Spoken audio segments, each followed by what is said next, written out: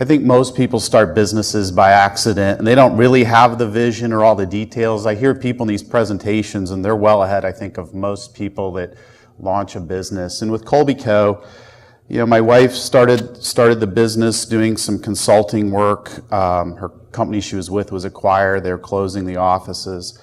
And it was hard for her. Company was growing and successful, but you got to go find something to do. Well, the next day she's doing some work and suddenly it becomes a company.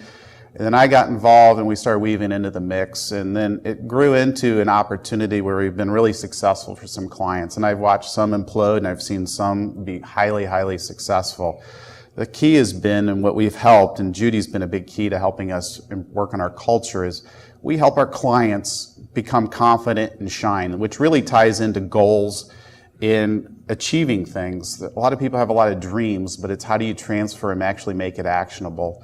For me, business-wise, I'm fairly methodical in business goals, and I think why Bill probably asked me to do this presentation, even though his first time talking specifically on this topic was last year we had all the things in place, everything was going really well, but we were going to be slightly off from our business goals. And I told Bill, ironically, we just didn't lose sight that last week, just circled back with all the proposals out there, and one of them said, we're ready to go, can we write you a check right now? I'm like, wow, I just made my goal. So I think the thing is not losing sight of it on December 28th as well as January 1st. Your goals don't have to be an annual thing. I think that's just one of the things I want to talk about. Personally, I sat there and looked at my own life, where I was at. I weighed about 40 more pounds than I do now and got inspired by my wife. She was diagnosed with MS. I went and just started riding bike and then got involved with the Kolbe's MS 150 team and started getting in shape. Next thing you know, I met Sarah Haskins and her sister-in-law, and they said, you could do a triathlon. And I'm like, okay, right.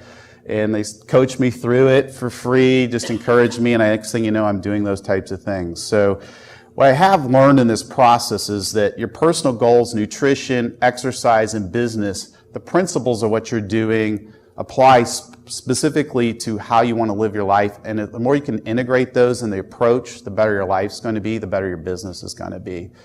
And as you look through the consequences of goals, I think the big thing is what it really does is gives you confidence in yourself. It gives you confidence in your ideas. And you start achieving things that, frankly, some of them seem impossible at the time when you, I'm going to set this down. When you start achieving some of those things, you start realizing that, wow, I really didn't think that was impossible. I remember getting sales goals. You turn in the last order going, okay, if I make my quota and blow it out this year, I know my quota is going to be really big next year. So you sit there and deal with those consequences. But then next thing you know, you start putting together a plan, and somehow throughout the year it starts happening. I don't think you can ever line everything up. All you can control is the actions that help you achieve stuff. But those dreams become reality because you put a timeline in it, you put a plan together. A dream's just a vision, an idea that you have, which is great to have, but if you really want to achieve it, it's just pulling over to that plan and then putting a date to it. But these goals can stretch you.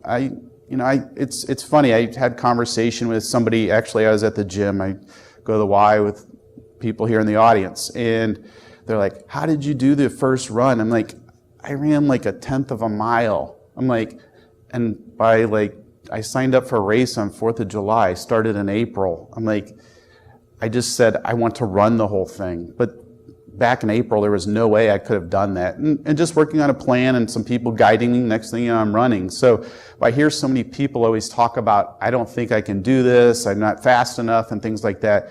You can get there, you just got to be patient and work there, and you have to have the vision and set the plan in place. It just has to be important to you, but it'll stretch you. But ultimately, you're going to end up with a life you want to live. When you feel deep inner from a health perspective, from an exercise perspective, and when your business is going well, you're going to have hiccups along the way, and you just have to figure out how to adapt to that. You have to imagine the impossible. We set our revenue goal last year. Ironically, I'm finalizing this presentation. I go and look at our financials from last year, and I look at the sales number and it's wrong. And I'm like, I was really excited when we achieved it, and I'm looking at it again, and I'm like, I go to our accountant and I'm like, this isn't right. Please tell me this isn't right, because I'm all excited about talking about this. Unfortunately, it was wrong, but that was a setback for me. I'm like, I put all this energy into it, and so it's just dealing with those setbacks and letting it go. If you have a bad day from a nutrition perspective personally or an exercise perspective, just reset and go back to the plan. Don't beat yourself up. Don't lose all kinds of sleep over it. You're going to lose a client from time to time. Don't take it personally. It's hard because I take it very personally, but you have to maybe you just made them successful where they don't need you anymore, or maybe it was the wrong fit, and just being okay with that. But then figuring out how you can combine all those things and just apply those principles to health and nutrition. We were talking about an app earlier before some of the folks are in here. I track everything I eat for 3.5 years in MyFitnessPal. I use my Garmin, and it feeds into a bunch of other apps for cycling and running and things like that. So that's ultimately what I do. From a financial, we were talking about this before a lot of you came in here. From a financial perspective, I kind of know where I want to be. I can't control the markets day to day and what I set aside. Sometimes business, if you're a business owner, cash flow is kind of one of the things that sometimes it comes in and sometimes it doesn't. So you just have to keep working towards that vision and that plan, but integrating all that together is an important thing. Keep dreaming. Just choose the dreams you really want to achieve and put the others, write them down, and then maybe put those on a shelf for a little while and come back to them at some point. But you do control the process. You do not control the outcome. You can't control necessarily and force people to sign deals with you. You can't control, if you have as a runner, if I have a bad run, I can't always control the outcome of that. I did a triathlon and got a flat tire and had to run the bike in. I can't control my time at that time. It just is what it is. But also limit yourself. I think if you can come up with 3 solid goals and start working on a plan, maybe up to 5 if you're really ambitious, but don't overwhelm yourself. You're going to stress yourself out if you have 10 goals initially. And then write it down. The funny thing is, the ones I've achieved and the ones I haven't achieved, it's usually when I write them down that they don't disappear and they're not forgotten. So I just use a spreadsheet and I just put them in there, and I put paths of things I need to accomplish along the way. Nothing really fancy. From a health and nutrition perspective, I use a coach, so they line out my training plans for the year. And so I have an accountability partner there, but it's all written down or it's in apps. There's great tools for almost everything out there. I think the other thing is igniting your goals. Just getting the passion behind why you want to do them. I think why is the biggest thing almost in anything you do, but why do you want that goal? What is it going to mean to you once you accomplish it? You don't want this empty feeling after you accomplish it. I've accomplished it. What do I do next? And what are you willing to do to get there? Some of them are going to require sacrifice in money, time, energy, time with your family, and things like that. So deciding, are you willing to sacrifice some things along the way? There are consequences of these things, but is the goal reasonable? That being said, don't be afraid to push yourself. I think a lot of people are afraid to push, but I think in the end you probably feel like you've accomplished a whole lot more doing that. And how are you going to achieve it? That's the big part, putting that plan together. I'm going to run 2 days a week, or I'm going to go on X amount of sales calls, or I'm going to blog this many times and share it in social media and get my web traffic. That is something that's measurable, so you can work on those things. So listening to some of the presentations later today is putting all those incremental components together. And when will you achieve it? Pick a date, and don't pick December 31st. Pick the date that seems reasonable. That could be 2 years, it could be 5 years, it could be in 6 months. But put a date to it and start your goal off with an action verb. Make it actionable item. If you want to run a half marathon, or if you want to achieve a certain revenue goal or profitability goal, decide what those are. One of the things that I got confused with when we started our business is I thought revenue really mattered. Then my accountant helped explain to me that profitability is about the only thing that really matters if you own it yourself. So think about those types of things, because the revenue may be high, but if you're not making a lot of money, then it doesn't really matter. Again, talking about the specifics of what I've done, actually I got really specific on the personal side first.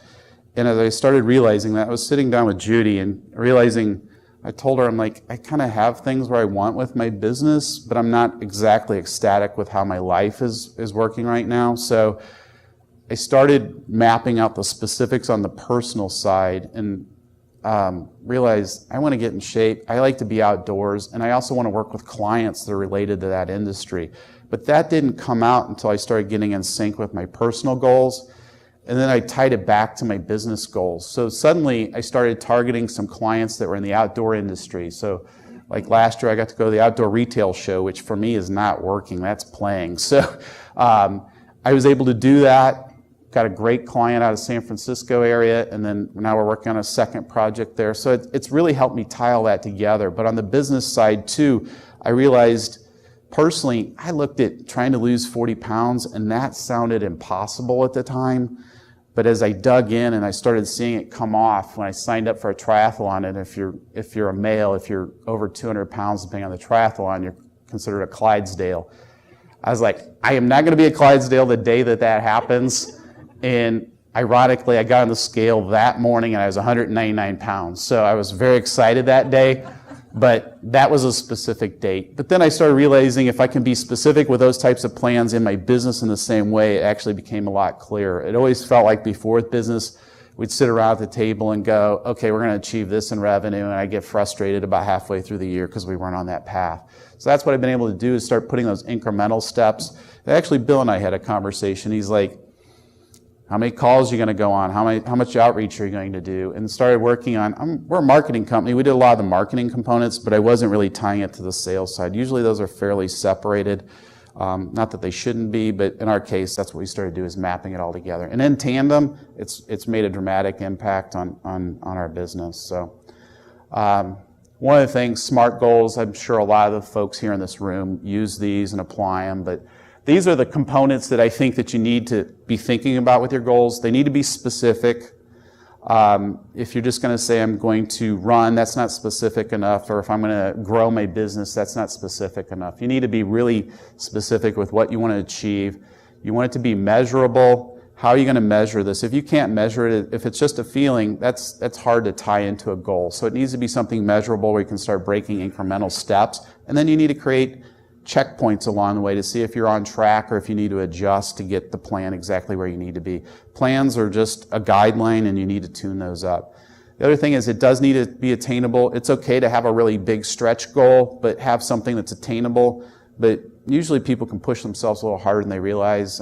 Judy's probably one that's opened my eyes that there's some areas I push myself hard and there's other areas where I'm like, I can do that, that's fine. But I need to push myself. And I think a lot of people realize that. And the other thing is it has to be realistic. I mean, if you have family time, that's also important to your other obligations, deciding if it's really realistic, and put a time limit on it. You can't just put it out there and then hope it happens at some point. If you put that time, that's what makes it a goal versus a dream.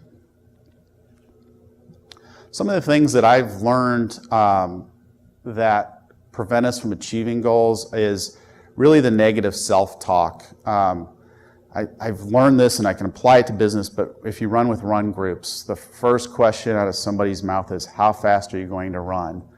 And then you're like, as soon as you say a number, nobody runs the same pace. And then they start negatively self-talking themselves. I think the same thing applies in business. They look at people and start talking about, I don't think I can achieve that. I don't know how I'm going to do this. I don't have the cash flow to do this, whatever it is.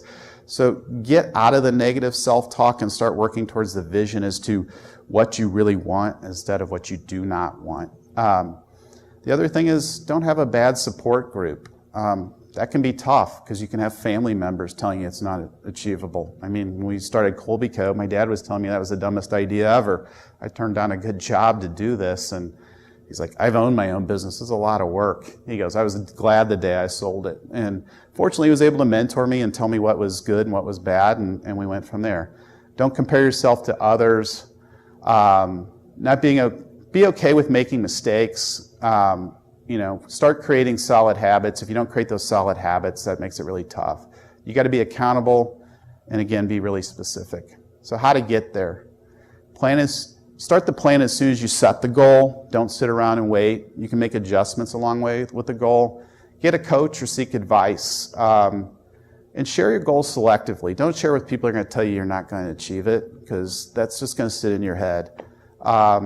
Sign up for an event. Create a celebration for whatever it's going to be on the front end to celebrate what it's going to be like to achieve that goal. And then work up those incremental steps, and then review them weekly to make sure you're doing that. I review mine every Sunday evening to see if I'm on track with where I want to be. And really, just to wrap up, this is what I suggest you do. Set some goals. Those can be any of those things below. From growing revenue, profitability, be athletic, climb a mountain, lose weight, get healthy, whatever you need that to be. So I'm going to open it up for discussion and answer any questions, or anybody wants to share experiences or share goals, because everybody in here will help you achieve your goals. So, any questions? I find I do really well putting it on paper and then mapping it back on a weekly basis. So when I look at it on Sundays in the evenings, that's what works best for me. I think having a person to also share and challenges and stuff is also the other key. I think the key is to not get into venting, but really asking for advice as to how to get there. Well, I think my point behind that is more, you can do everything along the way and you may have to adjust, but there's things that can happen that day or throughout the year that, like if a huge recession hits and suddenly nobody's signing any more marketing agreements or something like that. I can't control necessarily that. I can work harder to get through that. If you go to do an athletic event, if you're just not feeling it, or if you're sick, you're just not going to be able to achieve what maybe you set out to do. But being okay with that and being able to reset and not let that just diminish your enthusiasm is the key. I think that having those checkpoints and seeing if you're on track is your best chance of achieving them. So.